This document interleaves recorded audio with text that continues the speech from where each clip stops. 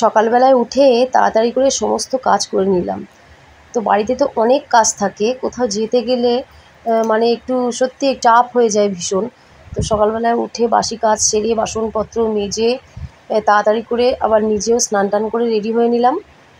তো এখন বেরিয়ে পড়েছি আমি আর গুনগুন দুজন মিলে। এখন যাব হচ্ছে মন্দিরে যাব, পুজো দেবো। আজকে হচ্ছে শ্রাবণ মাসের ৩য় সোমবার।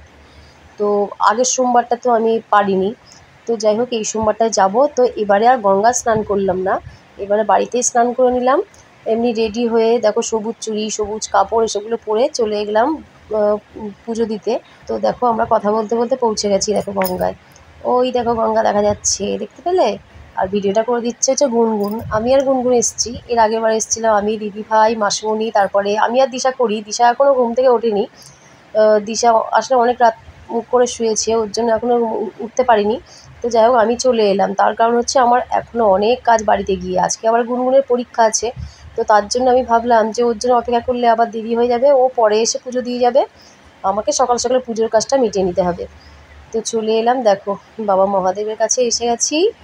এখন মন প্রাণ ভরে পুজো দিয়ে নেব। তো তোমরা ব্লগটা দেখতে থাকো, আশা করছি সবাইকার ভালো লাগবে। আর ভালো লাগলে কিন্তু একটা লাইক কিন্তু অবশ্যই করে দিও। আর সাবস্ক্রাইব যারা করোনি তারা সাবস্ক্রাইবটা করে পাশে থেকো।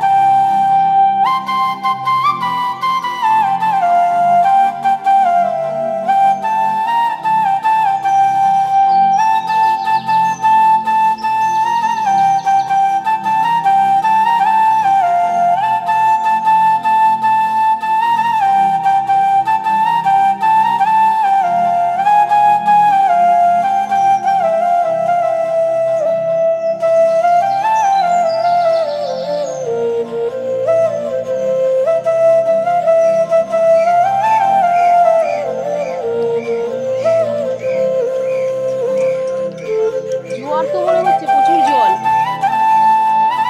মনে হচ্ছে গঙ্গায় এখন জোয়ার আছে। হ্যাঁ এই দেখ জল কত উপরে, এই দেখ, দেখেছিস অনেকটা উপরে আছে।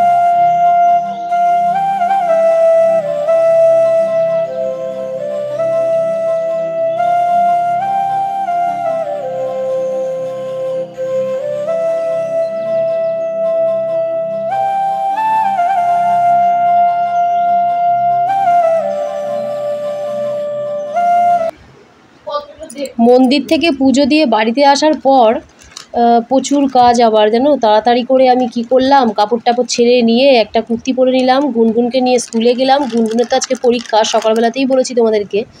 তো দেখো গুনগুনের পরীক্ষা হয়ে গেছে, আসার পথে কিছু জিনিসও কিনে নিলাম, ঠাকুরের দুটো গ্লাস, তারপরে একটা জামা কাপড় মেলে দেওয়া দড়ি, এখন তো বর্ষাকাল খুবই অসুবিধা। আর তারপরে এসে আবার ভাত চাপালাম, মানে গোবিন্দভোগ চাল আর আলু সেদ্ধ করে নিলাম। তো আমি আর দিশা সেটা খেয়ে নিলাম। তো এটাই তো আজকে খেতে পারবো, দিনে একবারই খেতে হয়।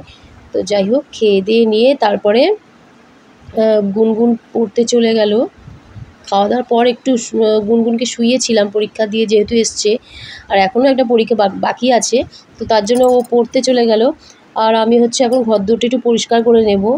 আর দেখতে পেলে যেটা আমি গুছিয়ে নিচ্ছি, এটা কী বলতো বন্ধুরা, এটা হচ্ছে গ্লু গান। এটা দিয়ে সেই বোতলের ঢাকনা দিয়ে গুনগুন একটা পেনদানি তৈরি করেছিল, তো ওই যে ওটা একটু একটু খুলে যাচ্ছে, কারণ ও তো এখনও ভালো পারে না না।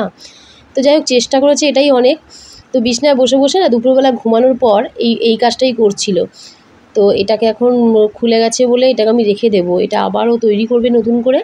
তো যাই হোক, সমস্ত কিছু গুছিয়ে গাছিয়ে এখন তুলে রেখে দেবো, ঘরটা পরিষ্কার করব। সকালবেলা যে কাপড়টা পরে গিয়েছিলাম মন্দিরে, তো সেই কাপড়টা কেচে দিয়েছিলাম, তো শুকিয়ে গেছে, ওরকমভাবেই তুলে এনে আমি রেখে দিয়েছিলাম। আমার আর সময় হয়নি, কারণ গুনগুনকে নিয়ে আবার সঙ্গে সঙ্গে আমাকে বেরোতে হয়েছিল। তো তার জন্যে এখন কাপড় টাপড় সমস্ত ভাঁজ করে রাখবো, ঘরটা একটু গুছাবো। তো রাতে তো কিছু মানে খেতে নেই।